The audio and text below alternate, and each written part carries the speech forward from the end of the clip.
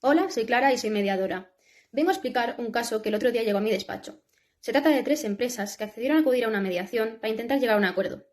Lo cierto es que al recibir el caso mi primera impresión no fue muy buena. Y es que las partes diferían mucho respecto de la cuantía y la responsabilidad de los daños. Además, no mostraban tener nada de empatía, ni expectativas a largo plazo, ni alternativas. No obstante, al observar que habían tenido una larga relación comercial anterior, pensé que podía llegar a acercarlos. Pero para ello necesitaba averiguar cuáles eran los intereses subyacentes, es decir, qué quería realmente cada parte. Pero antes de averiguar esto, les expliqué en qué consistía una mediación facilitativa. Una mediación facilitativa es aquella en la que el mediador solo acompaña a las partes, es decir, busca que se comuniquen para que ellas mismas alcancen un acuerdo que añada y distribuya valor en su relación. Asimismo, les expliqué que toda mediación es voluntaria y confidencial. Que sea voluntaria quiere decir que no están obligados a llegar a un acuerdo, y que sea confidencial quiere decir que ni yo ni ellas podrán desvelar la información posteriormente en un procedimiento judicial. Dicho esto, para que la mediación tuviera éxito, decidí estructurarla siguiendo los 7 principios de Harvard. Después di paso a las partes. Esto fue lo que dijeron. Soy Patricia y represento a Shurna. Empecé la mediación tomando una posición muy distante de las demás partes, porque entré reclamando una indemnización por todos los daños de una cuantía relativamente elevada. Pero en mi opinión era muy razonable debido a los daños que tuve que asumir. Insistí en que muchos de estos daños podían haberse evitado si Suárez no hubiese tardado más de un mes en responder mi llamada urgente. Tenía la sensación de que Suárez había tenido una actitud de dejadez y desde mi punto de vista esto había mermado nuestra relación de confianza y además toda esta situación había desfavorecido a mi negocio. Sin embargo, expresé que prefería no ir a juicio para no perjudicar más mi imagen pública y tener que alargar más el conflicto. Soy Ana y represento a Suárez en la mediación.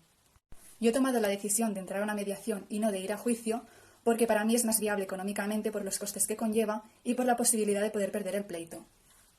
En mi primera intervención no estuve nada de acuerdo con las declaraciones de Shurna, ya que entendía que yo no debía pagar la totalidad de los costes porque Shurna también había sido en parte responsable de los daños causados. Mi posición era pagar la mínima cantidad posible. Asimismo, también entendía que la aseguradora debía cubrir parte de mis costes. Hola, soy Eudal, el representante de la aseguradora de Suárez. Mi objetivo era asumir el menor coste posible por los daños causados por Suárez, a poder ser ninguna cantidad.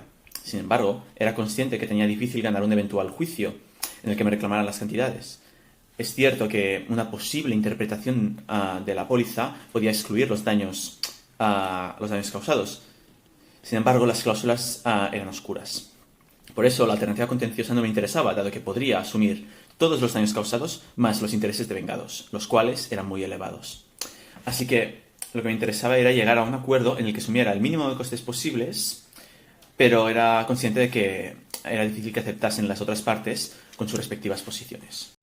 Llegados a este punto, estaba claro que todas las partes descartaban ir a juicio.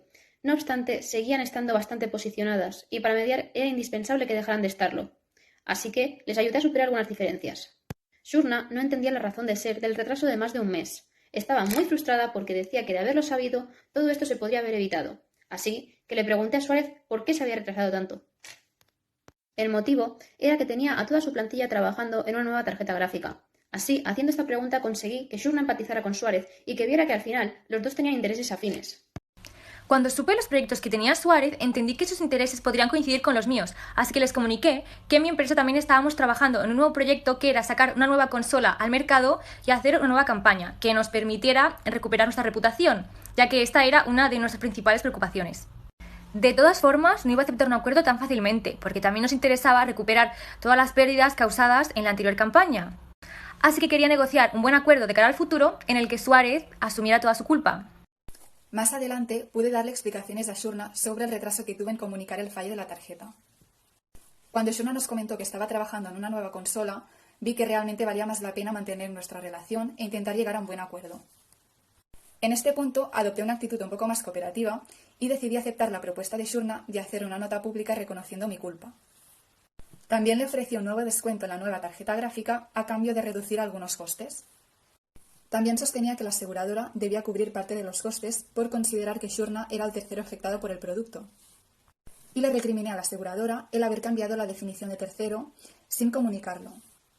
Aunque tuvimos opiniones diferentes respecto a esta cuestión, finalmente acepté las propuestas de la aseguradora, ya que realmente también me interesaba mantener nuestra relación a largo plazo, sobre todo si íbamos a sacar un nuevo proyecto adelante con Shurna.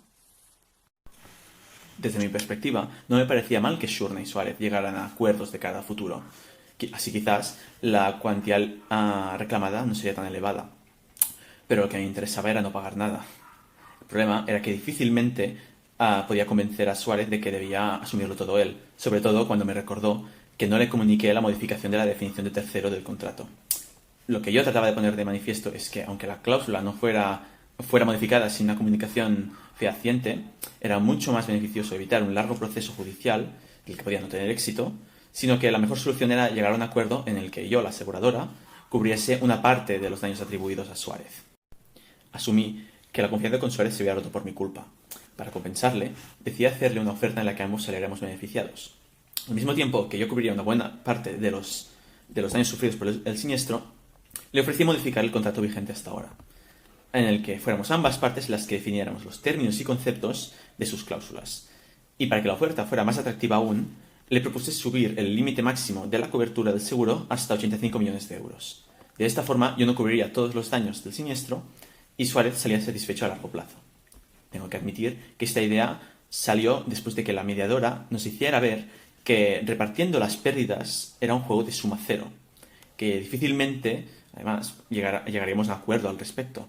Lo mejor era pensar en los futuros beneficios de seguir manteniendo nuestras relaciones y, al mismo tiempo, mejorarlas. Y llegó el momento de discutir el punto más controvertido: distribuir los daños. Yo era consciente de que era muy difícil que Suárez aceptase indemnizarme de todas las cantidades que yo reclamaba, pero entendía que mi interés principal era recuperar mi imagen pública y esto era algo que no se podía conseguir tan solo con una indemnización económica. Entonces propuse a Suárez descontarle parte de los daños por imagen que debía asumir a cambio de que publicara una nota pública en la que asumía la responsabilidad por su producto defectuoso. Con Shurna decidimos repartirnos los costes de producción y de destrucción, ya que ninguno de los dos quería asumir toda la responsabilidad, yo porque tardé mucho en comunicar el motivo del fallo en la tarjeta y Shurna porque no quiso parar la producción a pesar de haber detectado el riesgo que tenían los productos. Hemos llegado al final de la mediación. Como se ha podido ver, pese a que en un principio parecía que las partes estaban muy posicionadas, lo cierto es que querían colaborar. Y ha sido precisamente esta predisposición a cooperar lo que ha hecho que la comunicación fluyera satisfactoriamente. Se puede decir que esta mediación ha sido transformativa, porque las partes han superado sus diferencias asumiendo sus errores como propios, lo que ha sido indispensable para alcanzar un acuerdo. Además, dicho acuerdo no solo les ha permitido zanjar sus controversias anteriores, sino que además ha reforzado su relación al permitir que continuaran sus negocios. De hecho, con la siguiente campaña, la nueva consola que ofrecía Shurna en colaboración con Suárez ha batido récord de ventas. Consola que, por cierto, ahora está asegurada con un contrato libre de cláusulas oscuras. En definitiva, la mediación ha sido todo un éxito. Muchas gracias por su atención. Esperemos que haya gustado.